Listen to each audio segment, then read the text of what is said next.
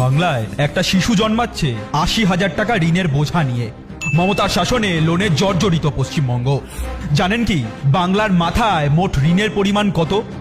খোদ সরকারি পরিসংখ্যান বলছে প্রায় ৭ লক্ষ কোটি টাকা।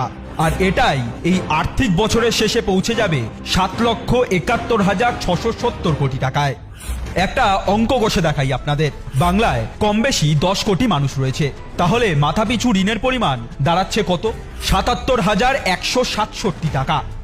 এই টাকা কিন্তু আপনাকেই পরিশোধ করতে হবে। হ্যাঁ, মাসে মাসে ১,০০০ টাকা করে সরকার ভাতা দিচ্ছে, কিন্তু কোথা থেকে দিচ্ছে জানেন? ধার করে। এই জুন মাসেই মমতার সরকার মোট ৭,৫০০ কোটি টাকা ঋণ নিয়েছে, ডিবেঞ্চার ইস্যু করে টাকা তুলেছে, এমনকি রিজার্ভ ব্যাংকের থেকেও ধার করেছে। অর্থাৎ শুধু জুন মাসেই বাংলার প্রতিটা শিশু থেকে বৃদ্ধ সকলের মাথায় ৭৫০ টাকা করে লোনের বোঝা চাপিয়েছে মমতা। তার উপর রয়েছে আবার সুদের বোঝা। মাস কয়েক আগেই প্রথম সারির একটি সংবাদপত্রের রিপোর্ট প্রকাশ্যে এসেছে, যেখানে বাংলার ধার দেনা নিয়ে চাঞ্চল্যকর তথ্য ফাঁস হয়েছে। ২০২৪-২৫ অর্থবর্ষে ৭৬,৬৯৬ কোটি টাকা শুধু ঋণ পরিশোধেই খরচ হয়েছে মমতার সরকারের। অর্থাৎ বাংলার প্রতিটা জনগণের হাজার হাজার হকের টাকা কেবল লোন পরিশোধ করতেই খরচ হয়েছে।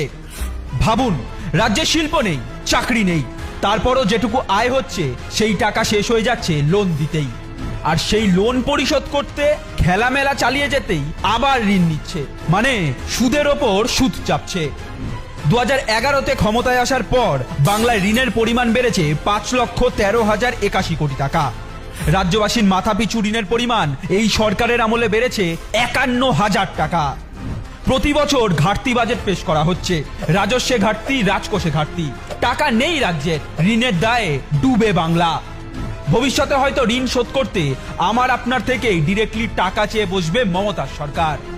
এবার বিচার করুন, আমার আপনার সোনার বাংলার কি এই ভগ্নদশা দেখার দুঃস্বপ্ন কোশমিনকালেও দেখেছিলেন?